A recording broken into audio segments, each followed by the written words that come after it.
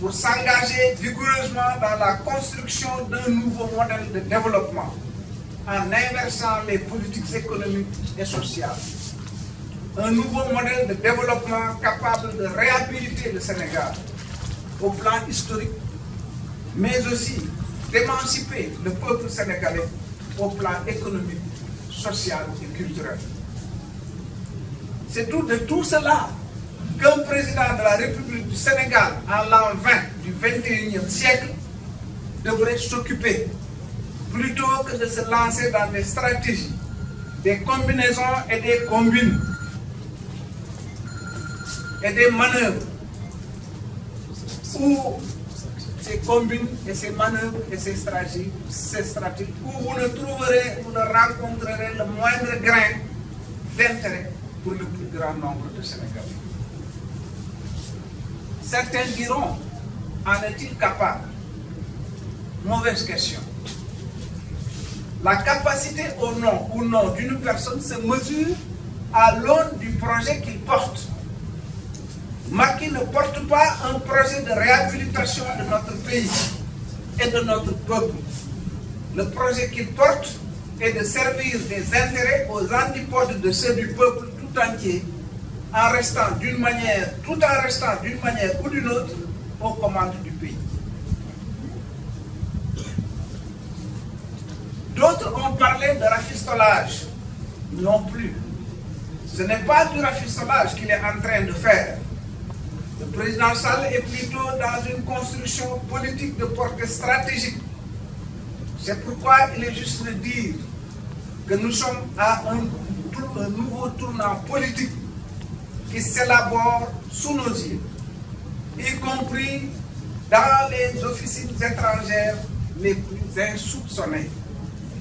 Et beaucoup de ceux qui y prennent part au plan national, dans ces combinaisons, ne servent souvent que de condiments dans une cuisine où ils finiront à tous les coups par être mangés. C'est devant nous. Le président Sall devrait pourtant savoir que c'est le peuple sénégalais lui-même qui n'en peut plus. Aucune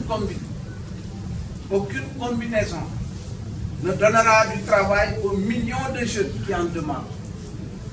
Aucune combinaison ne remplira le ventre des millions de nos compatriotes qui ont faim, ne soignera ceux qui sont malades, ne dispensera le savoir aux millions d'enfants qui ne peuvent fréquenter l'école, encore moins une école de qualité.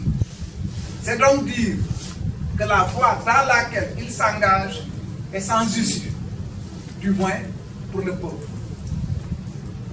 L'urgence du pays, à partir du moment où il n'y a plus rien à attendre du pouvoir en place, est, à tout le moins, de retrouver des règles démocratiques et consensuelles de dévolution du pouvoir susceptibles d'assurer le respect du choix du peuple sénégalais le moment venu.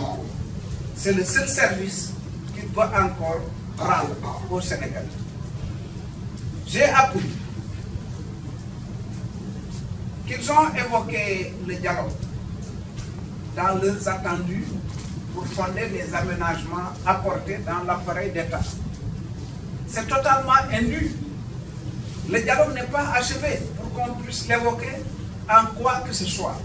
Car, hormis la commission politique qui a déposé un rapport d'État et non un rapport final, aucune autre commission n'a remis son rapport. Quant à la commission politique, parlons-en.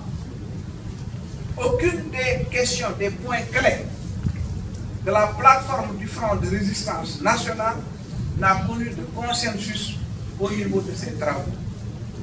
À ce dialogue, le camp du pouvoir s'est opposé à l'organe indépendant chargé d'organiser les élections. Sachez-le. Il a également rejeté le camp du pouvoir la suppression de l'article 80 du Code pénal et le délit d'offense au chef de l'État qui permet à l'exécutif, depuis 50 ans, d'envoyer en prison tout opposant qu'il désire embastiller. La délégation du pouvoir au dialogue a rejeté l'aménagement proposé par l'opposition concernant le cumul du statut de chef de l'État et celui de chef de parti politique. Cette question d'ailleurs est réglée dans beaucoup de pays africains, sauf au Sénégal.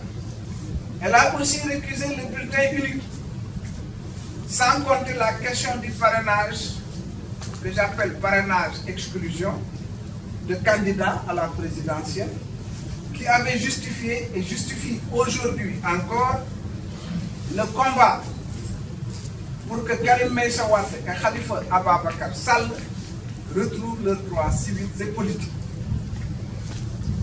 Les lenteurs dans l'audit du fichier électoral et du processus électoral sont aussi à relever. Voilà où nous en sommes aujourd'hui au niveau de ce qu'on a appelé le dialogue politique. Sur toutes ces questions, les Sénégalais étaient en droit de s'attendre à des réponses du président de la République. Même dans le cadre de combines politiques, ce devrait être un préalable minimum. Arrêtons-nous sur ce point du dialogue. L'opposition et le pouvoir ne s'entendent pas, comme je l'ai dit, sur les règles devant présider à l'organisation des élections.